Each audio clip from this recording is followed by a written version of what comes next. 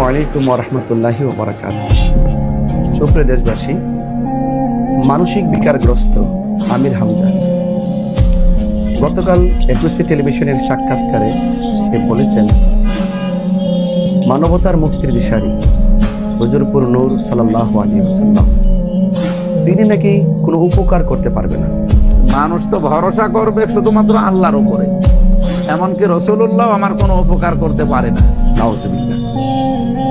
অথচ আমরা জানি আল্লাহ পাক রব্বুল আলামিন কোরআনুল কারীমের মধ্যে বলেছেন, ওয়ালাউ আন্নাহুম ইয যালামু আনফুসাহুম জাউকা ফাস্তাগফিরুল্লাহ ওয়াস্তাগফারা লাহুমুর রাসূল লাওয়াজাদুল্লাহা তাওয়াবার রহিমা।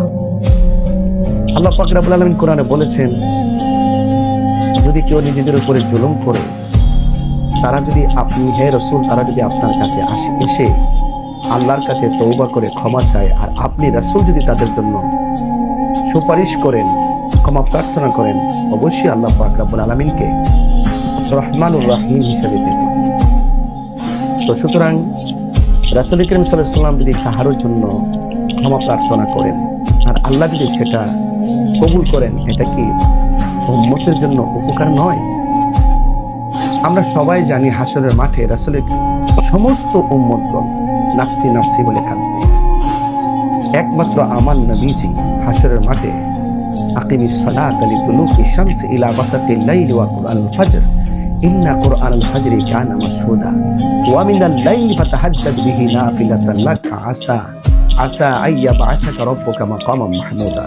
ওই মাকামে মাহমুদের গোড়ায় একমাত্র আমার নবীজি উম্মতের জন্য ইয়া উম্মতি বলে কাঁদবেন।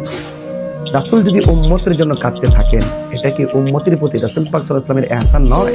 বুখারী শরীফ 2য় খণ্ড কিতাবুল আম্বিয়ার মধ্যে উল্লেখ আছে, যখন রাসূল করিম সাল্লাল্লাহু আলাইহি ওয়াসাল্লাম হাসরের মাঠে সিজদায় পড়ে থাকবেন, রাসূল যখন উম্মতি বলে কাঁদবেন, তখন আল্লাহ পাক রব্বুল আলামিন বলবেন, হে নবীজি আপনি মাথা মোবারক উত্তোলন করুন, এরপর আসাকা আপনার মাথা মোবারক তুলুন, ওয়াসাল তুতা আপনি আমার কাছে চান, আমি আপনার চাওয়াকে পূর্ণ করব।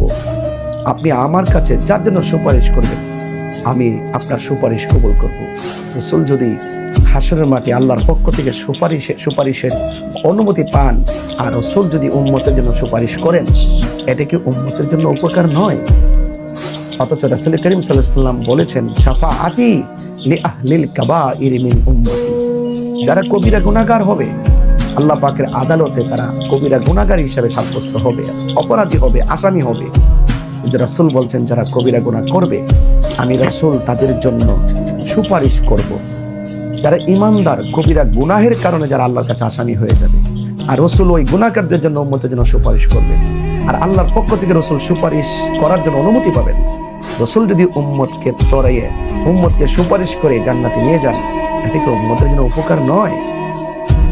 এই মানসিক বিকারগ্রস্ত আমির হামজা একের পর এক রাসূল করিম সাল্লাল্লাহু আলাইহি ওয়াসাল্লামের ব্যাপারে বিষোদ্গার করে যাচ্ছে।